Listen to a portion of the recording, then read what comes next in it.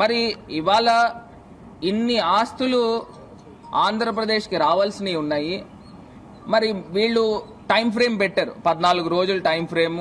CS లెవెల్లో కాకపోతే మంత్రుల లెవెల్ అన్నారు, మంత్రుల లెవెల్ కాకపోతే ముఖ్యమంత్రి లెవెల్ అన్నారు. నాకేదో ఒకటి అర్థం కాని అంశం ఏంటంటే, ఇది చాలా జటిలమైన సమస్య. ఈ జటిలమైన సమస్య హై లెవెల్ కమిటీలోనే జరగాల.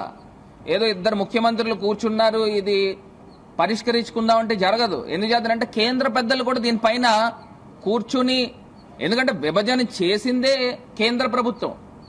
మరి ఆల్రెడీ ఒక కమిటీ ఉన్నప్పుడు మళ్ళీ కొత్త కమిటీ వేయడం ఏంటనేది ఆశ్చర్యం అనిపిస్తూ ఉంది. అంటే ఇది కాలయాపన చేయడానికా? ఆల్రెడీ కేంద్ర ప్రభుత్వం ఉంటేనే కదా ఇవన్నీ కూడా విభజనకు సంబంధించి. ఎందుకంటే ఏ రాష్ట్రానికి సంబంధించి ఆ రాష్ట్రంలో ప్రెషర్స్ ఉంటాయి, నేను కాదని చెప్పను. ఎందుకంటే తెలంగాణ ప్రజలు అనుకోవచ్చు ఏమన్నా ఆంధ్రాకి ఇస్తా ఉంటే ఈయన ఆంధ్రాకి దోషపెడుతున్నాడు, అదేవిధంగా ఆంధ్రప్రదేశ్ ప్రజలు కూడా అదే అనుకుంటారు. మరి అలాంటిది మధ్యవర్తిత్వం కింద ఉన్న కేంద్ర ప్రభుత్వము ఆ షీలా బేడి కమిటీని ఎందుకు విస్మరించారనే అంశాన్ని వాళ్ళు లేవనెత్తుతూ ఉన్నాం. ఇది ప్రధానమైన అంశము. సో ఖచ్చితంగా నేను గతంలో కూడా పార్లమెంట్ వేదికగా నేను మాట్లాడాను. ఎందుచేతనంటే ఏపీ రీఆర్గనైజేషన్ యాక్ట్ 2014కి సంబంధించి కేవలము 10 సంవత్సరాల మటుకే దీని యొక్క పీరియడ్ ఉండడం జరుగుతుంది. మరి 10 సంవత్సరాల తర్వాత అది ఎక్స్పైర్ అయిపోతుంది.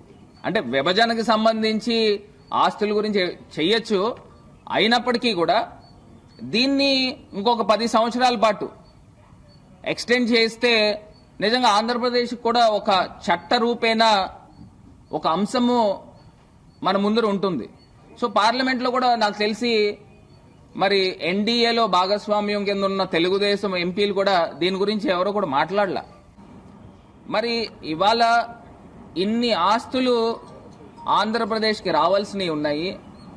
మరి వీళ్ళు టైం ఫ్రేమ్ పెట్టారు, 14 రోజులు టైం ఫ్రేమ్. సిఎస్ లెవెల్లో కాకపోతే మంత్రుల లెవెల్ అన్నారు, మంత్రుల లెవెల్ కాకపోతే ముఖ్యమంత్రి లెవెల్ అన్నారు. నాకేదో ఒకటి అర్థం కాని అంశం ఏంటంటే, ఇది చాలా జటిలమైన సమస్య. ఈ జటిలమైన సమస్య హై లెవెల్ కమిటీలోనే జరగాల.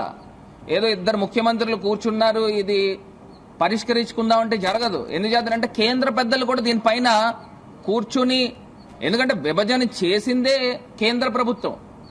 మరి ఆల్రెడీ ఒక కమిటీ ఉన్నప్పుడు మళ్ళీ కొత్త కమిటీ వేయడం ఏంటనేది ఆశ్చర్యం అనిపిస్తూ ఉంది. అంటే ఇది కాలయాపన చేయడానికా?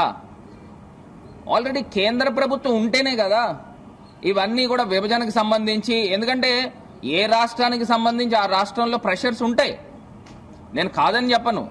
ఎందుకంటే తెలంగాణ ప్రజలు అనుకోవచ్చు ఏమన్నా ఆంధ్రాకి ఇస్తా ఉంటే ఈయన ఆంధ్రాకి దోషపెడుతున్నాడు, అదే